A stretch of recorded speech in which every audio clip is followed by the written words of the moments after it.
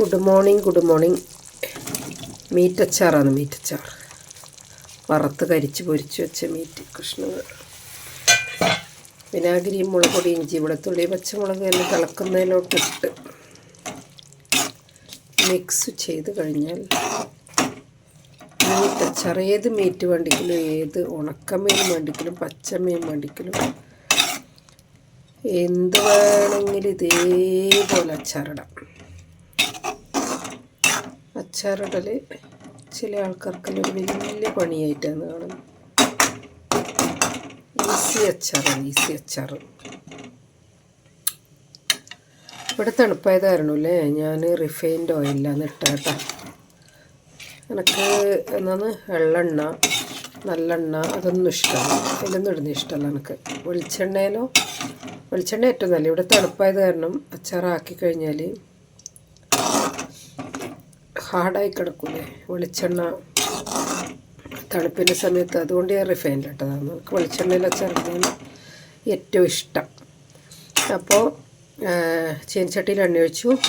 ഇഞ്ചി ചെറുതായി അരിഞ്ഞത് വറുത്ത് കോരി മാറ്റി വെച്ചു. വെളുത്തുള്ളി ചെറുതായി അരിഞ്ഞത് വറുത്ത് കോരി മാറ്റി വെച്ചു. പച്ചമുളക് ചെറുതായി അരിഞ്ഞത് വറുത്ത് കോരി മാറ്റി വെച്ചു. കറിവേപ്പില ചെറുതായി അരിഞ്ഞത് വറുത്ത് കോരി മാറ്റി വെച്ചു. അയ്യോ, വറുത്ത് കോരി ഞാൻ മടുത്തുപോയി. പിന്നെ ഇറച്ചി കഷ്ണങ്ങൾ മഞ്ഞൾപ്പൊടി, മുളക് പൊടി, ഉപ്പിട്ട് വേവിച്ച ഇറച്ചി കഷ്ണങ്ങൾ വെള്ളം ഊറ്റിക്കളഞ്ഞതിന് ശേഷം അതും വറുത്ത് കോരി മാറ്റി വെച്ചു.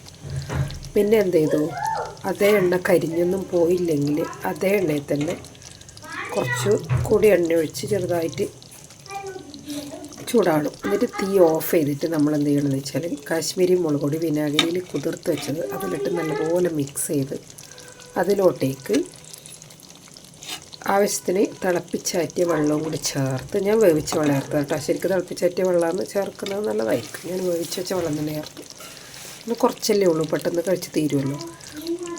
അപ്പോൾ തിളച്ച് വരുമ്പോൾ അതിലോട്ടേക്ക് വറുത്ത് വെച്ചിരിക്കുന്ന ഇഞ്ചി, വെളുത്തുള്ളി, പച്ചമുളക്, കറിവേപ്പിലെല്ലാം ഇട്ട് ഇളക്കി അതിലോട്ട് ഇറച്ചി കഷ്ണങ്ങളോട്ട് ആവശ്യത്തിന് ഉപ്പൊക്കെ ചേർക്കണം. ഇളക്കി കഴിഞ്ഞാൽ മീനച്ചാർ, ഇറച്ചിയച്ചാർ, ഉണക്ക മീനച്ചാർ, എല്ലാ തരത്തിലുള്ള അച്ചാറുകളും റെഡിയായി സുഹൃത്തുക്കളെ, റെഡിയായി. ഇവിടെ നല്ലതല്ലേ? ഇത്രയും പെട്ടെന്ന് ഇതുപോലെയുള്ള അച്ചാർ ഉണ്ടാക്കാൻ പറ്റുന്നതാണ് ഞാൻ പറഞ്ഞു വരുന്നത്. ഓക്കെ. പിന്നൊരു കാര്യം പറയാൻ മറന്നുപോയേ. ഇനി ഈ അച്ചാർ കണ്ടിട്ട് ആർക്കെങ്കിലും അച്ചാർ ഇട്ട് തരണ്ടെങ്കിൽ ഇവിടുത്തെ ആൾക്കാരാണെങ്കിൽ ഞാൻ ഇവിടുന്ന് ഇട്ട് തരാം. ഇനി നാട്ടിൽ വന്നിട്ട് നാട്ടിലെ ആൾക്കാർക്കാണെങ്കിൽ നാട്ടിൽ വന്നിട്ടാകുമ്പോൾ അച്ചാറിട്ട് തരാം. ഓക്കെ.